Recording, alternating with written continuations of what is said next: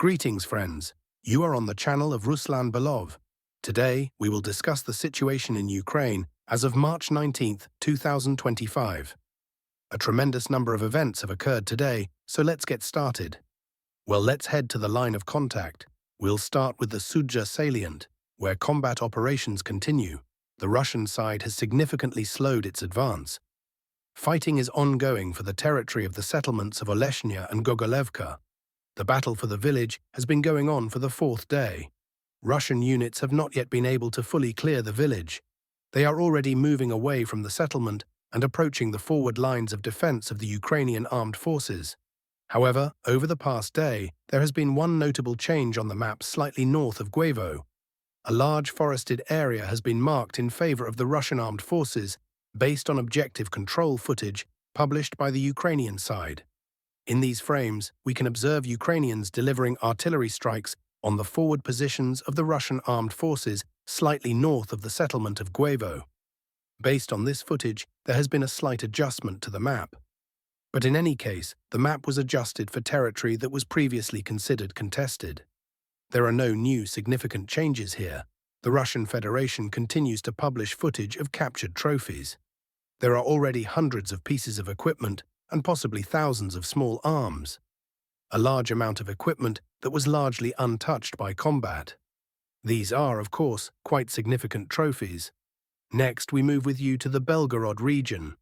Today, this section of the front, this triangle of Grafovka, Demidovka, and Popovka, is the epicenter of the last few days, unless we consider the phone conversation between Trump and Putin. It is here that over the past 2 days, the Ukrainian armed forces have been trying to break through the front line, cross the state border, and approach, possibly even enter, the territory of the settlement of Demidovka. Several articles and various reports have already been published by the Russian Ministry of Defense regarding the troops used, their numbers, and the losses suffered by the Ukrainian armed forces. Overall, summarizing all the information published by the Ministry of Defense, the Ukrainian armed forces used several hundred personnel and several dozen pieces of equipment, but they failed to make any significant progress. Essentially, the Ukrainian side has nibbled away at the grey zone, possibly coming close to the settlement of Demidovka. However, the Ukrainian army was stopped by drone strikes and artillery fire. In these frames, we can observe artillery strikes on Ukrainian infantry who dismounted along several tree lines southwest of the settlement of Demidovka. Overall, while all the Ukrainian armed forces equipment was moving from the settlement of Marina to Demidovka, it was subjected to drone strikes and Lancet strikes. A massive new cemetery has been created over 2 days, where during the attempt to advance 2 or 3 kilometers, the Ukrainian armed forces lost several dozen pieces of expensive equipment, including Western-produced equipment, engineering equipment used for demining and for, let's say, demining and destroying or displacing dragon's teeth. That is, the losses are colossal. The losses are colossal.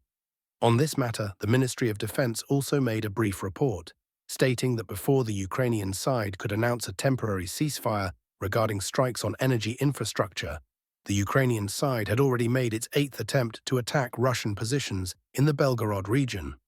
The Russian Ministry of Defense characterized these attacks as an attempt to tarnish or provoke a negotiation process between the 47th President of the United States and the President of the Russian Federation. But, as we can see, the attempt to tarnish or disrupt the negotiation process by the Ukrainian side failed. The only thing they achieved was to suffer heavy losses. Well, let's move on.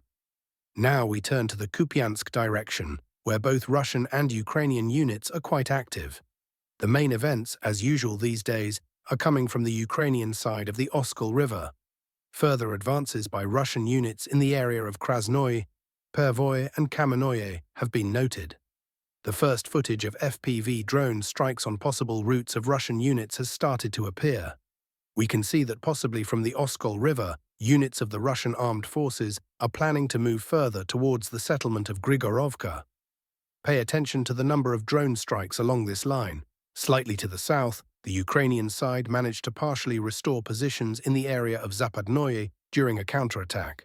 At least there is objective control footage showing FPV drone strikes on an abandoned vehicle, possibly an FPV drone operator's vehicle of the Ukrainian armed forces in this area. As a result of the strike, the vehicle was destroyed. The strike occurred precisely at this point. We assume that there are definitely no Russian soldiers there. Next, we move with you to the southern Kupiansk, Lyman and Siversk directions.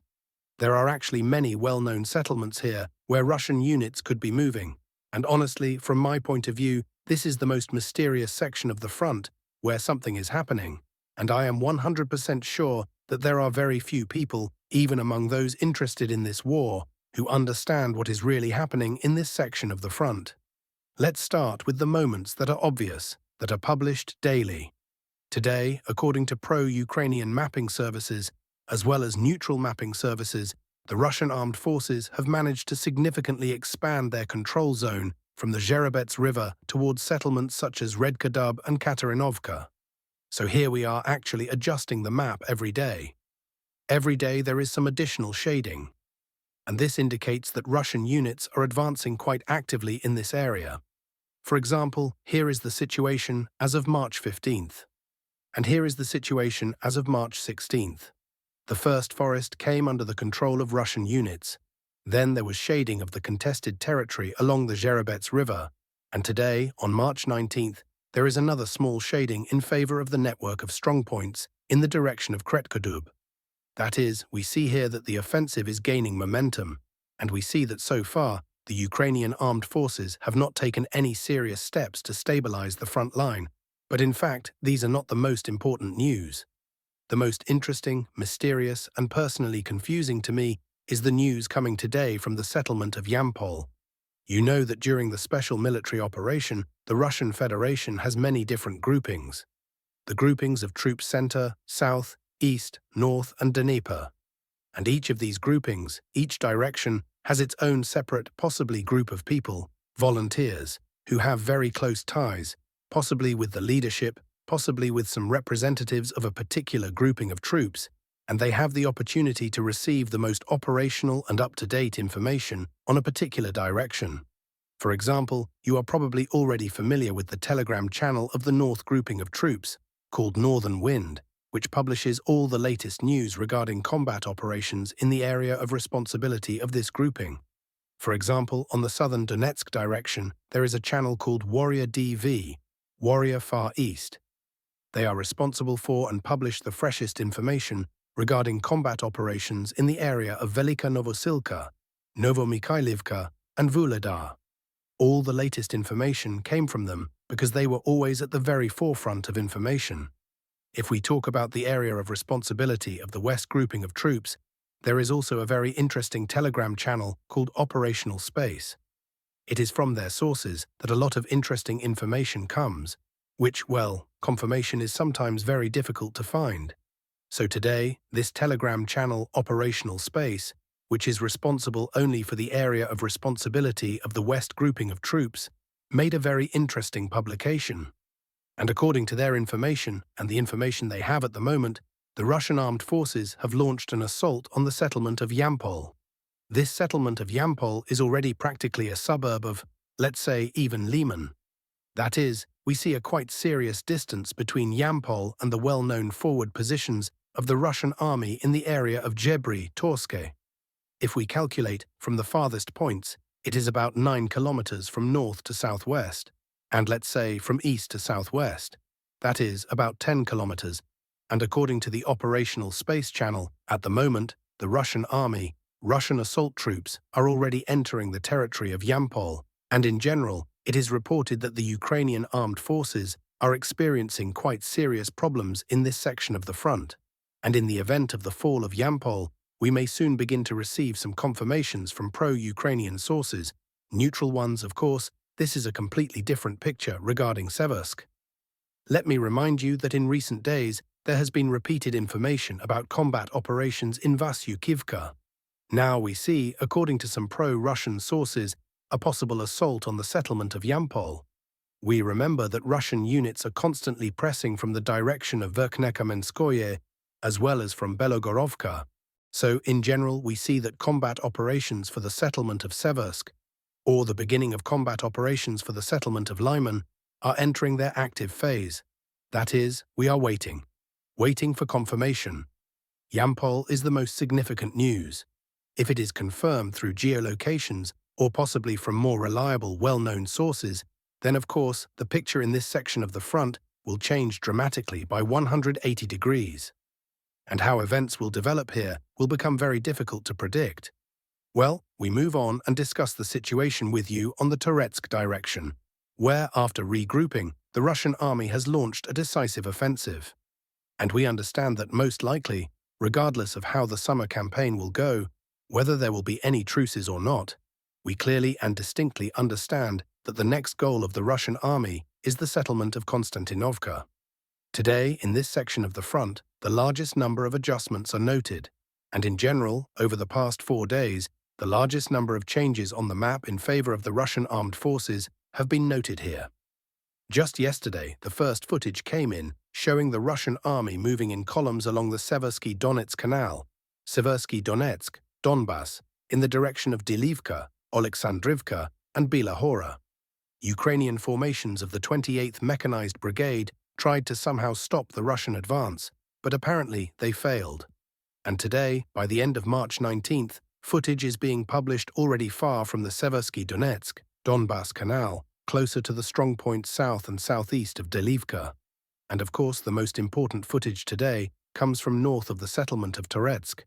In these frames, we can observe Russian soldiers occupying forward positions already north of even the Toretskaya mine. And the Ukrainian armed forces are striking these positions with FPV drones. This episode was geolocated precisely at this point, where 2 Russian soldiers were hiding in a shelter and were subsequently targeted by strikes. Some cartographers note that the situation is not entirely as we have shaded it, and that such shading might not actually exist.